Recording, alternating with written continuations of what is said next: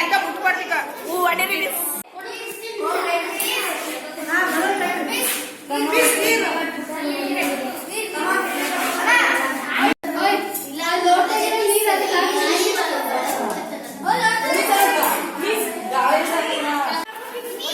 ಸರಿಯಪ್ಪಿ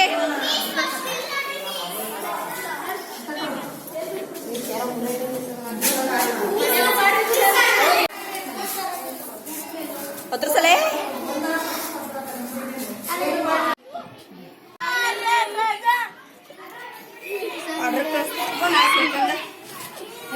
ತಡ್ರಲ್ಲ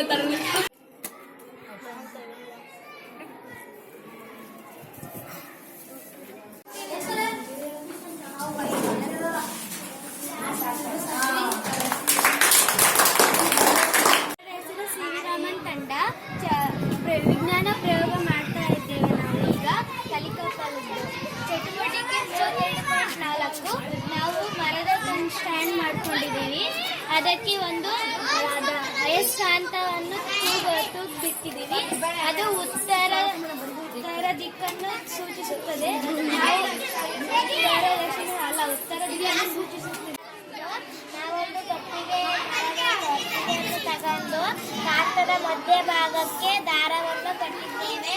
ಆದ್ದರಿಂದ ನಾವು ಇದು ಉತ್ತರಾಧಿಕ ದಿಕ್ಸೂಚಿಯನ್ನು ಕಂಡುಹಿಡಿಯಬಹುದು.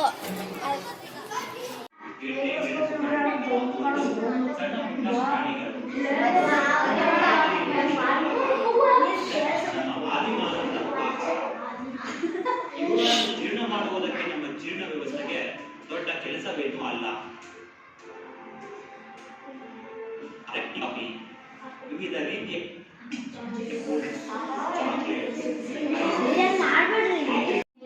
ಬಾಯಿಗೆ ಮರಳಿಸಿಕೊಂಡು ಪ್ರಾಣಿಯೊಂದನ್ನ ತೆಗೆಯುತ್ತದೆ.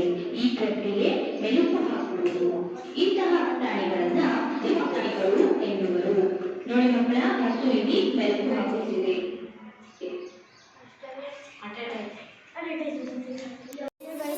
ನಾನು 5ನೇ ತರಗತಿ ಓದುತ್ತಿದ್ದೇನೆ. ಸರ್ಕಾರಿ ಪ್ರಾಥಮಿಕ ಶಾಲೆ. ನಾನೊಂದು ಮಾಡಲು ಮಾಡಿದ್ದೇನೆ. ಅದು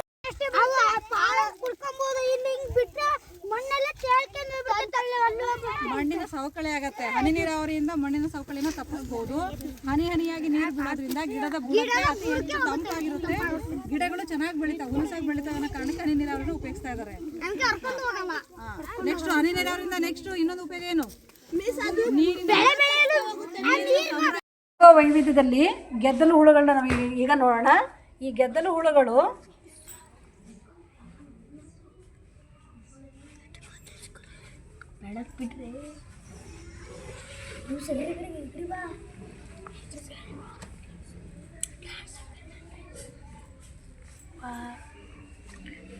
ಈಗ ಗೆದ್ದಲು ಹುಳುಗಳು ನೋಡಿದ್ರಿ ಅಲ್ವಾ ನೀವೆಲ್ಲ?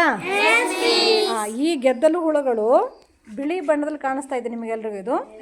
ಇದು ಹುತ್ತವನ್ನ, ನೀವೆಲ್ಲ ಹುತ್ತವನ್ನ ನೋಡಿರ್ತೀರಲ್ಲ ಹೊರಭಾಗದಲ್ಲಿ, ಆ ಹುತ್ತವನ್ನ ಕಟ್ಟಂಥದ್ದೇ ಗೆದ್ದಲು ಹುಳುಗಳು. ಈ ಗೆದ್ದಲು ಮೇಲೆ ಬೆಳೆದಿರುವ ಶಿಲೀಂಧ್ರಗಳು.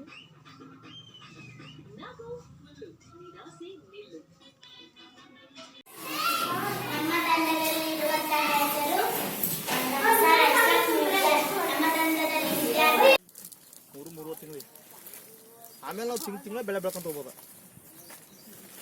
ಈಗ ನೀರು 15 ಒಂದ್ಸರಿ ಬಿಡಲೇಬೇಕು. ನೀರಾವರಿ ಮಳೆ ಬಂದ ಬಿಡಲ್ಲ. ನಾವು 15 20 ನೀರು ಬಿಡಲೇಬೇಕು. ಅದ್ರಲ್ಲಿ ಇದೆಲ್ಲ ಮೇಡಮ್ ಇದು ಒಂದು ಆಮ್ಲ, ಇದು ಕಾರ್ಬನ್,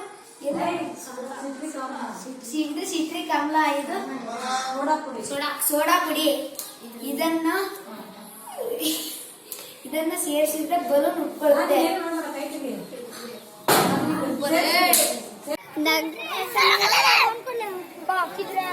ಸೂಪರ್.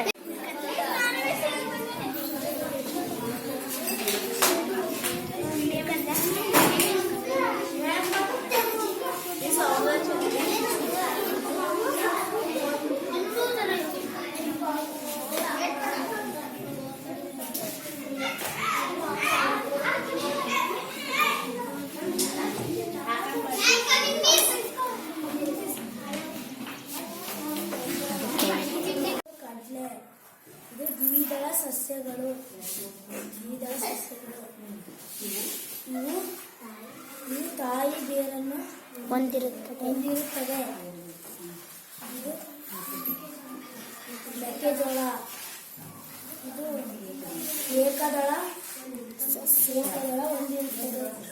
ಏಕದಳ ಸಸ್ಯ ತಂತು ಬೇರನ್ನು ಹೊಂದಿರುತ್ತದೆ.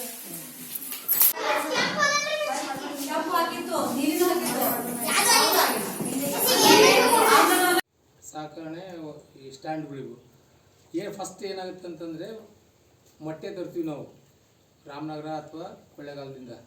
ಮೊಟ್ಟೆ